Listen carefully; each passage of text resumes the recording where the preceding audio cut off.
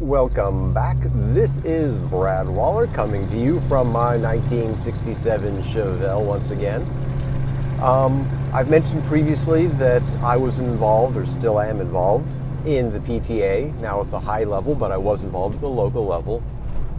And 5 years ago, 5+ years ago, an openings opened up on the school board. Our city actually has term limits for school board, so there were 3 spots opening up. 3 incumbents had served their full 2 terms, and the spots were up.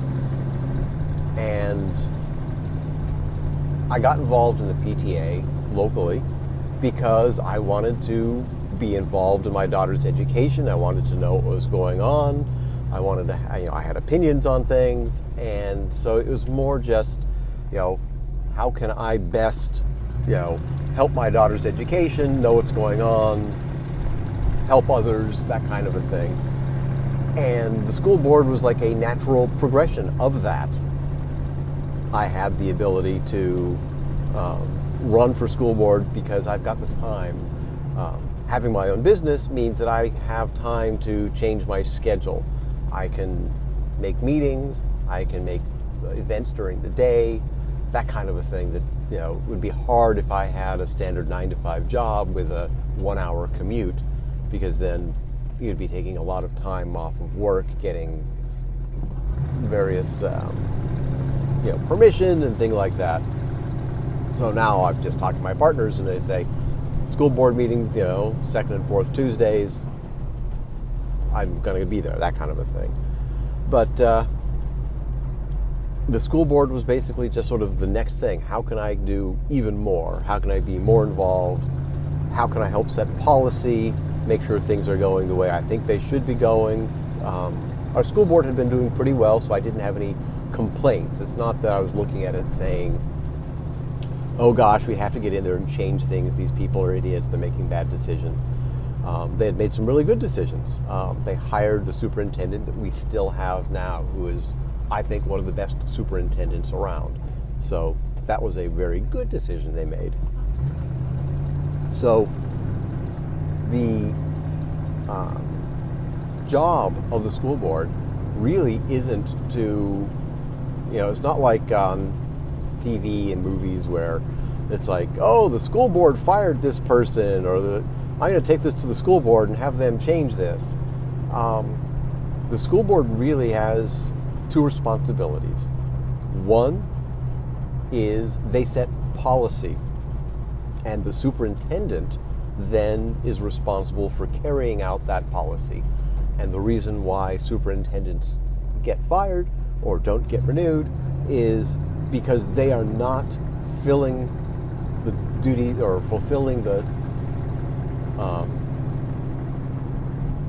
they're not completing the policy that the board has tasked them to complete. So when the board says we want, these things done, we want to have, test scores increased, we want to have these kinds of programs, and if we don't see it, you get a new school board. You get a new superintendent. That is the only person that we have the power of hiring and firing. Just that one person, just the superintendent. The other duty we have is exactly what I just stated. It's hiring and or firing the superintendent. So, and that's a big one.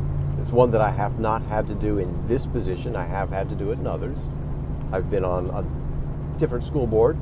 Once I was elected, I ended up on a second school board where I hired 2 superintendents. But, the job of the school board is set policy for the district and hire and fire the superintendent. And that is it.